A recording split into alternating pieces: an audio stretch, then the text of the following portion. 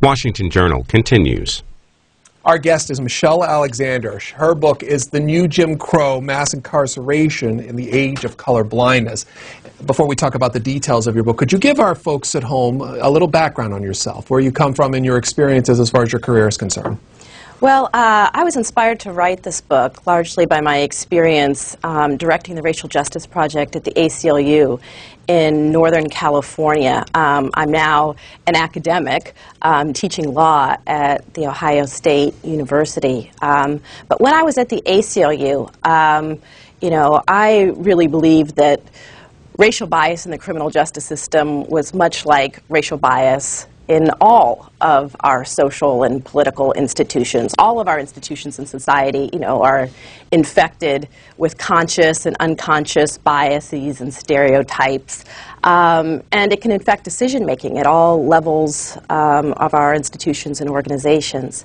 But by the time I left the ACLU, after working on racial profiling issues and police brutality, and working with families of people who were incarcerated, I really came to believe that our criminal justice system was not just another institution infected with racial bias, but a different beast entirely.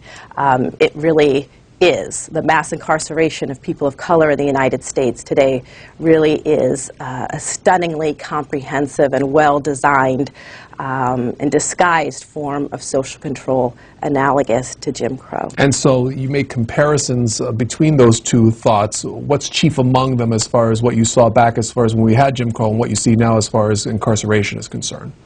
Well, today, in the so-called era of color blindness, it's no longer appropriate or acceptable to use race as explicitly as a justification for discrimination, exclusion and social contempt.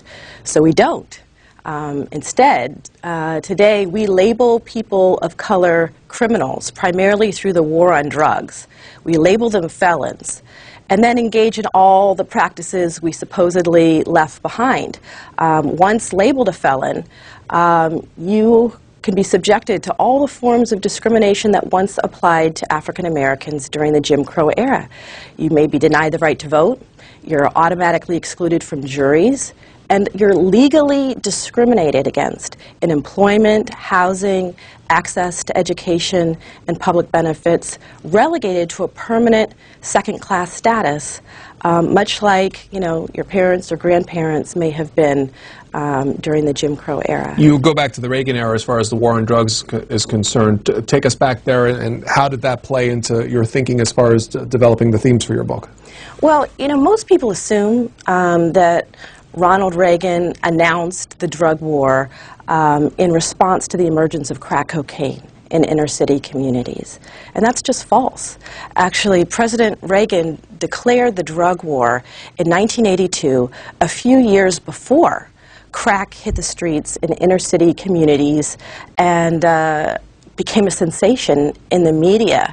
The Reagan administration seized on the drug war with glee as an opportunity to build public support for its new war, and actually hired staff whose job it was to publicize crack in inner city communities, stories about crack babies and crack dealers in inner city communities.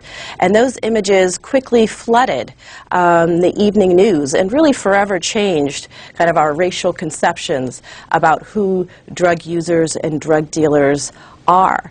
But the drug war was actually launched in response to racial politics, not drug crime. When the drug war was announced, drug crime was actually on the decline, not on the rise. But the drug war was part of a broader project that the Republican Party was embarked upon.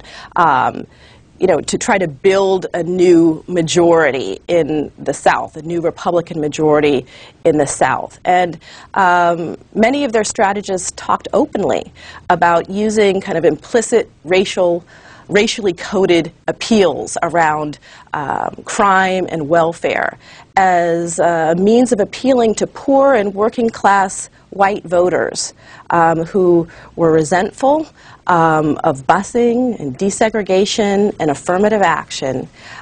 These were voters who had once been part of kind of the Democratic New Deal coalition, but whose worlds had been kind of, changed in profound ways by the advances of the civil rights movement. And they found that by using language like tough on crime and the war on drugs and the elimination of welfare, that they could appeal to those voters who understood that those kinds of initiatives and campaigns were meant to crack down on them, poor folks of color who were, for the first time, being seen as having some advantages over whites. That was the impotence for the drug war, not drug crime.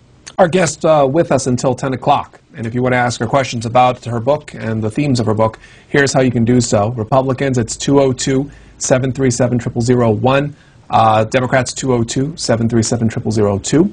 For independents, it's 202-628-0205. You can send us a thought on Twitter at cspanwj at twitter.com, and you can also send us an email as well at journal@cspan.org. What's been the end result as far as what you've seen and what it meant for African-American men, especially as it dealt with the drug war policy, and especially as it deals with incarceration? Well, the result has been the astronomical increase, exponential increase in our prison system and those who have been branded felons for life. In an incredibly short period of time, just a couple of decades, we went from a prison population of around 300,000 to more than 2 million. Our prison population quintupled, not doubled, tripled, quintupled in a remarkably short period of time. We now have the largest prison population and the highest rate of incarceration of any other country in the world. We dwarf the rates even of highly repressive regimes like China and Iran. And most people, targeted in this drug war are not violent offenders or drug kingpins as you might be led to imagine. In fact, 4 out of 5 drug arrests are for possession. Only 1 out of 5 for sales. Most people in state prison for drug offenses today, most of them have no history of violence or significant selling activity. But in poor communities of color, these nonviolent offenders have been rounded up literally by the millions, branded felons, and then released into a permanent undercast, not class, caste, a lower caste of individuals who are, locked into a second-class status by law and custom for the rest of their lives. What's the ratio of those arrests between African-American men and then their counterparts? Well, in some states, like Illinois, African-Americans have been 80 to 90% of those arrested and convicted of drug offenses.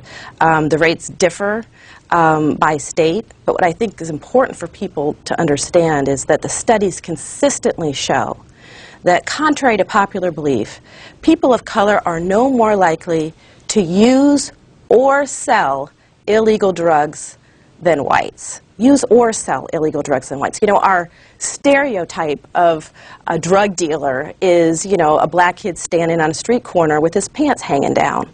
Well, drug dealing happens in the ghetto, for sure, but it happens everywhere else in America as well.